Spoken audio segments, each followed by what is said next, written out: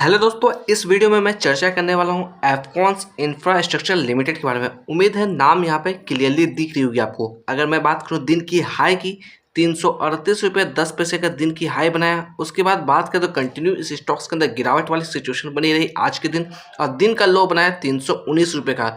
उसके बाद अगर हम लोग बात करें सेकंड हाफ से, तो कहीं ना कहीं निचले स्तर से रिकवरी देखने को मिली और 334 रुपये के पास इसकी क्लोजिंग हमें देखने को मिल रही है। देखिएगा, मैं यहाँ पे डिस्क्लेमर ऐड ऑन करना चाहूँगा, मैं किसी भी तरह का बाय सेल की रिकमेंडेशन नहीं दे रहा हूँ। जो भी डाटा पब्लिकली अवेलेबल है, सारा डाटा मैं आपके साथ यहाँ पर शेयर करने की कोशिश कर रहा हूँ।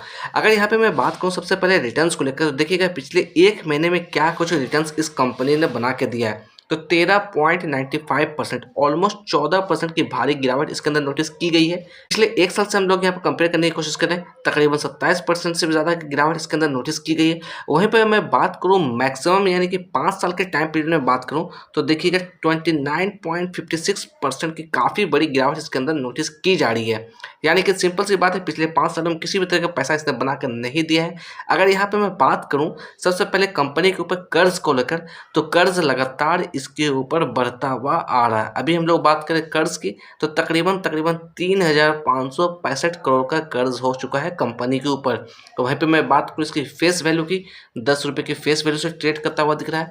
अगर एक नेगेटिव चीज़ के लिए चर्चा करें इसके लिए, तो कंपनी के जो 53% से भी ज़्यादा की जो हिस्सेदारी है, कहीं ना कहीं प्लेज है, यानी कि गिरवी पड़ी हुई है। ये एक बड़ी डीमेरिट निकलती हुई आ रही है इस कंपनी के लिए। अगर इसके क्वार्टर्स के नतीजे की बात करें, यानी कि दिसंबर 2025 के क्वार्टर्स के नतीजे की चर्चा करें, तो अभी डिक्लेयर नहीं हुए हैं। तो अपने नज़र जमा के रखिएगा इसके क्वार्टर्स के नतीजे को, क्योंकि मैं बात करूं मार्च 2025 के क्वार्टर्स के नतीजे, या फिर चाहे जून 2025 के क्वार्टर्स के नतीजे, या कंपेयर करने की कोशिश करूं सितंबर 2025 के क्वार्टर के नतीजे से, तो नेट प्रॉफिट के अंदर काफ़ी बड़ी गिरावट देखने को मिल रही है क्वार्टर ऑन क्वार्टर बेसिस से। इसलिए इस क्वार्टर्स के नतीजे काफ़ी इंपॉर्टेंट हो जाते हैं। इसलिए अपनी नज़र जमा के रखिएगा। क्वार्टर्स के नतीजे डिक्लेयर होते हैं तो कहीं ना कहीं इसके बैलेंस शीट को एक बार ज़रूर चेकआउट करिएगा। अगर यहाँ पर मैं बात करूँ परफॉर्मेंस के लिए, अकॉर्डिंग टू टिकट है परफॉर्मेंस देखिएगा लो नजर आता हुआ दिख रहा है। वैल्यूएशन की बात कर लेते हैं, वैल्यूएशन भी यहाँ पर हाई नजर आता हुआ दिख रहा है। ग्रोथ की बात करें, ग्रोथ यहाँ पे लो नजर आता हुआ दिख रहा है।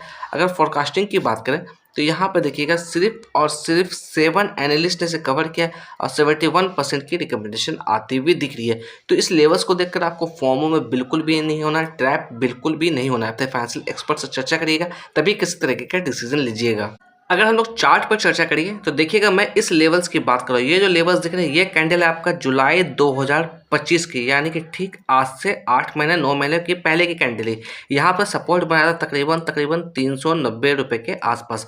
उसके बाद देखा जाए तो इसके अंदर अच्छी खासी रिकवरी हमें देखने को मिली। अगर मैं बात करूँ अक्टूबर 2025 के अंदर, तो 480 रुपये का इसने यहाँ पर हाई भी बनाया था। उसके बाद देखा था वापस से इसके अंदर प्रॉफिट बुकिंग देखने को मिली और धीरे धीरे इसके अंदर गिरावट देखने को मिली और वापस से इसने इसी लेवल्स को टच किया जो लेवल्स था हमारा जुलाई 2025 के अंदर।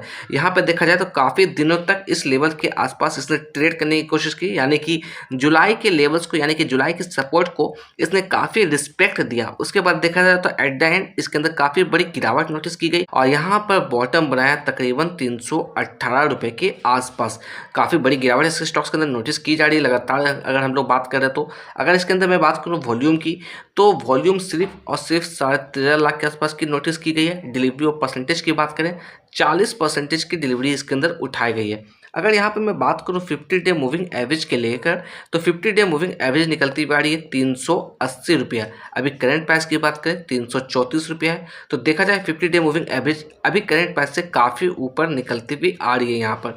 अगर यहाँ पे मैं बात करूँ अप साइड में रेजिस्टेंस लेवल्स के लिए, तो काफ़ी बड़ी रेजिस्टेंस लेवल्स हमारे लिए यही होनी चाहिए, जिसकी वैल्यू तकरीबन 390 रुपये के आसपास आती हुई दिख रही है। तो थोड़ा सा आपको अवेयरनेस के साथ काम करना है, किसी भी तरह की जल्दबाजी नहीं करना है। अपने फाइनेंशियल एक्सपर्ट से चर्चा करिएगा, तभी किसी तरीके का डिसीजन लीजिएगा और हो सके तो इसके क्वार्टर्स के नतीजे पर अपनी नजरें बिल्कुल से जमा कर रखिएगा।